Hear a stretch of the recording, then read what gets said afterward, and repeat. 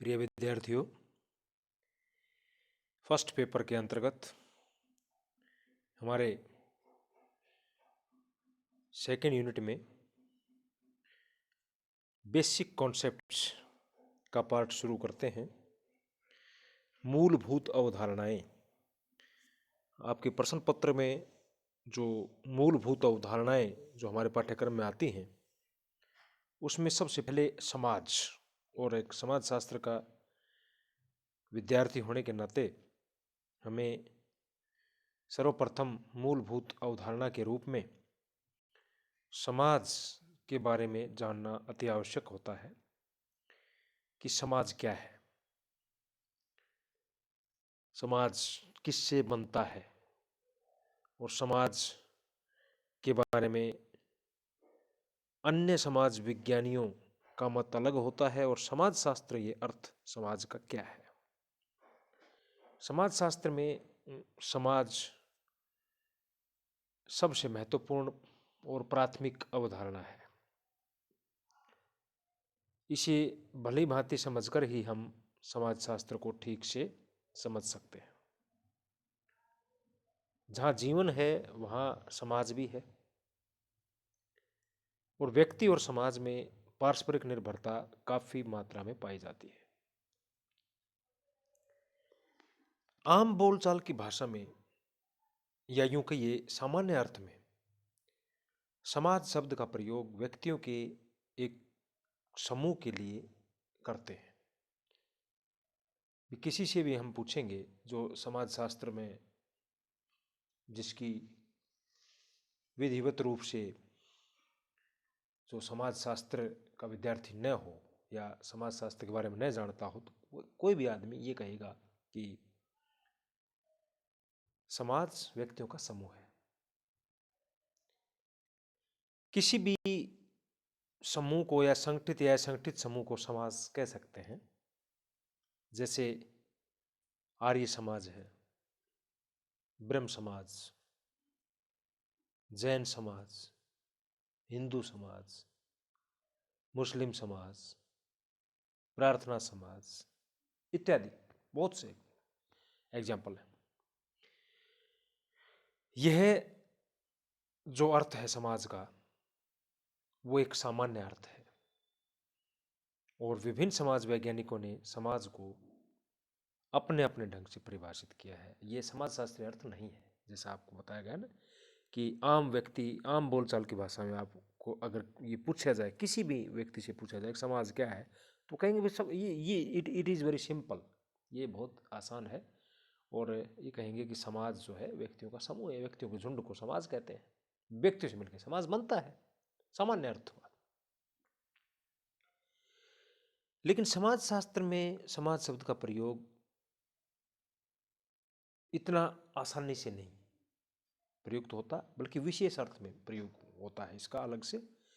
यहाँ व्यक्ति और व्यक्ति के बीच पाए जाने वाले सामाजिक संबंधों के आधार पर निर्मित व्यवस्था को ही समाज कहा जाता है। भाई, जो व्यक्तियों का समूह को समाज बताते हैं ना, वो तो समाज शास्त्र में समूह माना जाता है, न कि समाज। That is called group in sociology. Sociology में उस ग्रुप को समाज कहेंगे जिसमें आपस में सामाजिक संबंध हो, और अंतःक्रिया से सामाजिक संबंध बनते हैं। सामाजिक संबंधों की जटिल व्यवस्था को समाज कहेंगे। भाई, व्यक्ति और व्यक्ति के बीच पाए जाने वाले सामाजिक संबंधों के आधार पर निर्मित व्यवस्था को समाज कहा गया है, और यहां व्यक्तियों के समूह को समाज नहीं माना जाता। डेफिनेशन देखते हैं समाज की, और अच्छी तरह स्पष्ट हो जाएगा हमें कि कौन कौन से विद्वानों ने अपने क्या क्या विचार प्रकट किए। परिभाषाएं समाज की। चार्ल्स कूले के अनुसार समाज स्वरूपों और प्रक्रियाओं की जटिलता है। प्रक्रिया मतलब प्रोसेस, स्वरूप फॉर्मेट्स। कूले ने समाज को क्या माना है, इस तरह से सिंपल सी परिभाषा एक लाइन की, कि समाज जो है स्वरूपों और प्रक्रियाओं की जटिलता है। तो समाज को एक प्रक्रिया माना है कूले ने। टालकॉट पार्सन्स के अनुसार समाज को उन संपूर्ण मानवीय संबंधों की जटिलता के रूप में परिभाषित किया जा सकता है जो यथार्थ अथवा प्रतीकात्मक साधन साध्य की क्रिया से उत्पन्न होते हैं। फिर से सुनिए परिभाषा। उन संपूर्ण मानव संबंधों की जटिलता को हम समाज कहते हैं जो यथार्थ या प्रतीकात्मक साधन साध्य की क्रिया से उत्पन्न होते हैं। भाई यथार्थ में संबंध, प्रतीकात्मक, और साध्य को प्राप्त करने में हम साधनों का इस्तेमाल करते हैं।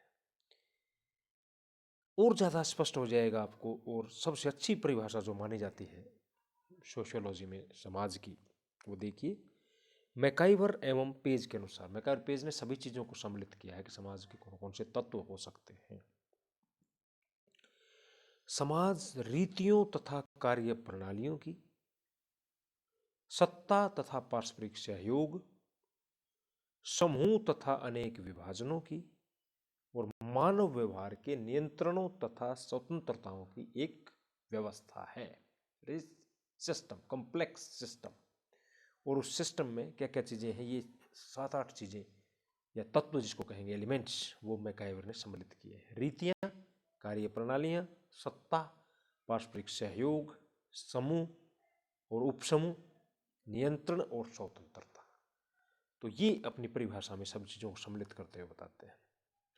तो मैकाइवर और पेज की परिभाषा के अनुसार ही हम इसके प्रमुख तत्वों को देखते हैं, और ये एक तरह से सर्वश्रेष्ठ परिभाषा है समाज की। रीतियाँ, पहला तत्व। भाई सामाजिक जीवन में अनेक विभिन्न पहलुओं से संबंधित अनेक रीतियाँ पाई जाती हैं। खान पान से संबंधित रीतियाँ, रहन सहन, वेशभूषा, विवाह, धर्म, शिक्षा आदि जो रीतियाँ। कार्य प्रणालियाँ, प्रोसीजर्स, इनके माध्यम से लोग जो है अपनी आवश्यकताओं की पूर्ति करते हैं, ज़रूरतों की पूर्ति करते हैं, हित साधन करते हैं। और सामूहिक रूप से कार्य करने के ढंग और नियमों को कार्य प्रणाली कहा जाता है, वर्क प्रोसीजर्स। ऑथोरिटी, तीसरा जो इसमें तत्व बताया गया है मैकाइवर और पेज के द्वारा, अधिकार। अधिकार जो है समाज का प्रमुख आधार है, और समाज में अनेकों संगठन, समितियां और समूह होते हैं जिनके कार्य संचालन के लिए नियंत्रण बनाए रखने की जरूरत पड़ती है। और जिन संस्थाओं के पास, जिन संगठनों के पास और जिन व्यक्तियों के पास ये नियंत्रण बनाने की शक्ति होती है, तो उसको हम ऑथोरिटी के नाम से बोलते हैं। अधिकार है भाई आपको, इसके दंड देने का अधिकार है, व्यवस्था को बनाए रखने का अधिकार है, कानून व्यवस्था को बनाए रखने का अधिकार की सेंस में लेंगे हम, समाज में व्यवस्था बनाए रखने का अधिकार। पारस्परिक सहायता, म्यूचुअल एड, समाज के लिए सहयोगपूर्ण संबंधों की आवश्यकता पड़ती है, तो ये पारस्परिक सहायता इसके अंतर्गत एक प्रमुख तत्व के रूप में आता है। क्योंकि कोई भी समाज में व्यक्ति जो एक सामाजिक प्राणी है, और व्यक्ति अपने दम पर अपनी आवश्यकताओं की पूर्ति और हितों का साधन नहीं कर सकता, उसको दूसरों की आवश्यकता पड़ती है, सहायता लेनी पड़ती है, देनी पड़ती है। दैट इज म्यूचुअल एड, पारस्परिक सहायता। समूह एवं विभाग, परिवार, क्रीड़ा समूह, पड़ोस, जाति, गांव, कस्बा, नगर, समुदाय, स्कूल, कॉलेज, अन्य संस्थाएं, धार्मिक, राजनीतिक और आर्थिक संगठन, असंख्य समूह और संस्थाएं समाज में पाए जाते हैं, और उनके उपविभाग पाए जाते हैं जिनसे मिलकर के समाज बनता है। समूह एवं अनेक विभाजनों की व्यवस्था है। मैकाइवर और पेज ने अपने परिभाषा में स्पष्ट रूप से उल्लेख किया है। मानव व्यवहार का नियंत्रण इसका छठा तत्व है। इसके लिए समाज में सामाजिक नियंत्रण के औपचारिक और अनौपचारिक साधनों को अपनाया जाता है।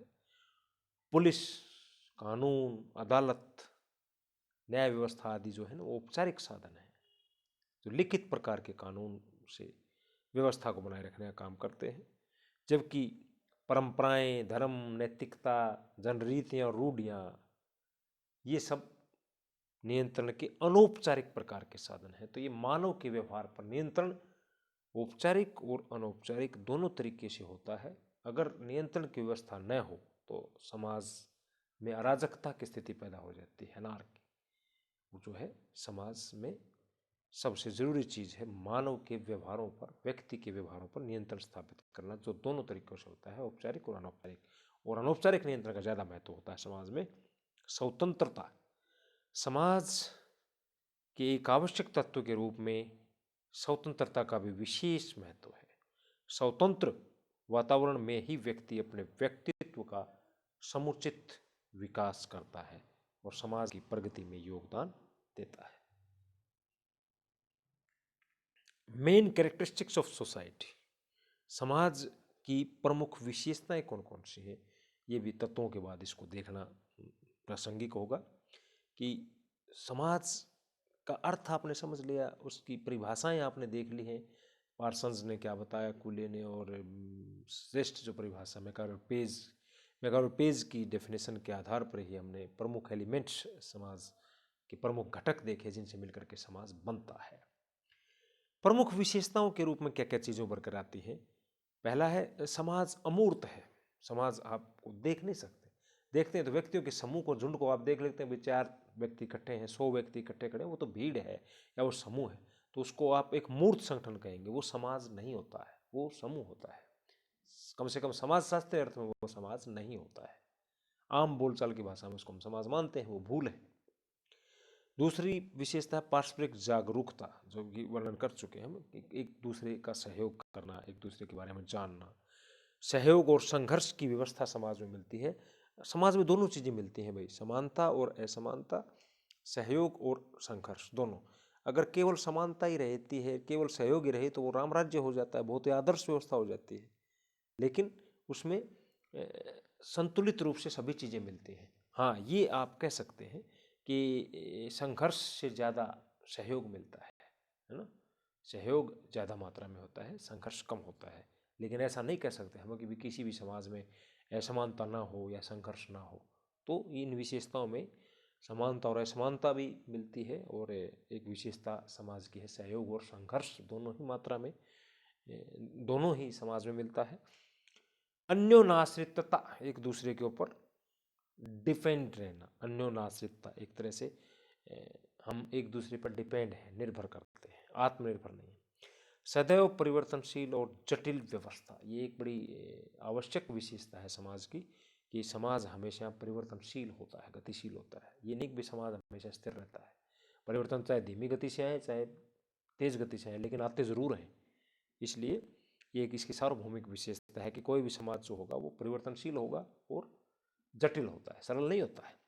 और समाज केवल मनुष्यों तक ही सीमित नहीं है, ये इसकी अंतिम विशेषता है, कि हम समाज को ये मानते हैं कि केवल समाज मनुष्यों तक ही, समाज जानवरों में भी होता है, चींटियों में भी होता है, पक्षियों में भी होता है, राक्षसों में भी होता है। समाज जो है वो मनुष्यों तक ही सीमित नहीं है, बल्कि अन्य सभी प्रजातियों में भी समाज मिलता है। समाज के प्रमुख लक्षण और विशेषताओं और अर्थ को समझने के बाद, ये पहले पार्ट में आपने समझा, और इससे आगे समाज का कुछ और दूसरा जो हिस्सा, समाज के प्रकार और समाज के बारे में और जो भ्रांति है, वो नेक्स्ट वीडियो में। Thank you.